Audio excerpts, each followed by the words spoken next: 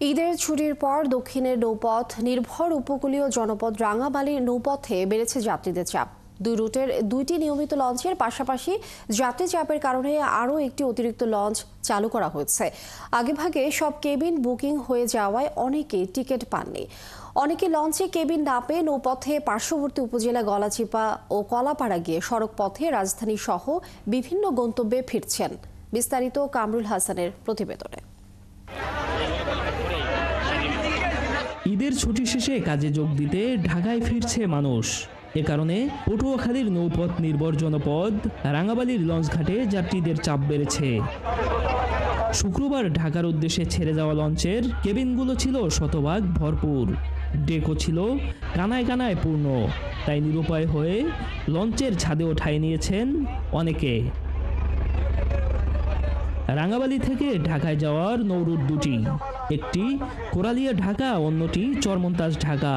যাত্রীরা বলছেন ঈদের পরে কাজে ফিরতে হাজারো মানুষের চাপ সামলে এই দুটি রুটে মাত্র দুটি লঞ্চ পর্যাপ্ত নয়। দেখা গেছে লঞ্চে কানায় কানায় ভর্তি, কোনো কেবিন পাওয়া যায় নাই। মোটামুটি গরমের ভিতরে ভালো একটা দুর্ভোগ হইবে বোঝা যাইতেছে। 2-3 দিন বা এক সপ্তাহ আগেও কেবিন বুকিং দিয়েছিল, তাদের কেবিন দিতে হিমশিম খাচ্ছে। এই লঞ্চের অনেক বড় দরকার।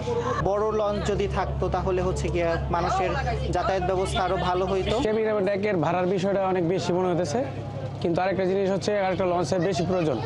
যাত্রীদের দাবি, কেবিন না পেয়ে অনেকেই একতলা লঞ্চ ও স্পিড বোটে গলাচিপা কিংবা কলাপাড়া চলে যাচ্ছেন। সেখান থেকে সড়ক পথে ঢাকা সহ বিভিন্ন গন্তব্যে যাচ্ছেন। এতে ভোগান্তি হওয়ার পাশাপাশি যাত্রাপথের খরচও বাড়ছে। অনেকে আছে যেমন একতলা লঞ্চ দিয়ে তারা গলাচিপা লাইন দিয়ে অন্য লাইন দিয়ে চলে যাচ্ছে, কারণ চাকরিজীবীর জন্য সবাই চলে যাচ্ছে। এক যাত্রী ছোট লঞ্চে এই কোরালিয়া থেকে কানপট্টি বা গলাচিপাতে যায়, এবং চাইতে ভালো মানের লঞ্চ হইলেও আরো ভালো বেশি। লঞ্চ সুপারভাইজাররা বলছেন যাত্রীদের চাপ বেশি থাকলেও যাত্রী সেবা নিশ্চিত করা হচ্ছে। এমনকি কোরালিয়া ঢাকা রুটে একটি বাড়তি লঞ্চ দেওয়া হয়েছে। এই চাপ আর 4-5 দিন থাকবে, বেশি থাকবে না, 4-5 দিন থাকবে। কিন্তু মানুষ তো আস্তে আস্তে ঢাকা থেকে আসে, আবার আস্তে আস্তে ঢাকাতে যাইবে। যাত্রী অতিরিক্ত চাপ, তারপর আমরা চেষ্টা করি যাত্রীর সেবা নিশ্চিত করার জন্য, যতটুকু পারি আমরা চেষ্টা করি। রাঙামালীকে সড়ক যোগাযোগ থেকে বিচ্ছিন্ন করেছে আগুনমুখা নদী। নদী পার না হলে সড়ক পথে যাওয়ার কোনো উপায় নেই। কামরুল হাসান, ৭১, রাঙামালী, পটুয়াখালী।